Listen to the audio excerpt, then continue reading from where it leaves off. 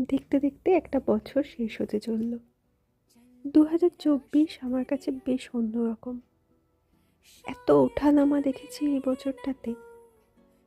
এই বছরটা আমার জীবনের অন্যতম গুরুত্বপূর্ণ একটা বছর। হ্যাঁ, এমন দিন এই বছরে এসেছে যে দিনগুলো মনে হয়েছে এরকম দিন জীবনে যেন বারবার আসে। আবার এমনও দিন কাটিয়েছি যখন ভগবানের কাছে প্রার্থনা করেছি এরকম দিন যেন আর না দেখতে হয়। বেশ কিছু মানুষকে কাছের করে পেয়েছি, আবার যাকে বন্ধু ভেবেছিলাম সেও ছেড়ে গেছে। অনেক কিছু শিখিয়ে গেল এই বছরটা। কোনো আফসোস নেই, জীবনের পাত্র খালি থাকে না, জীবন শিখিয়ে যায় প্রতি মুহূর্তে।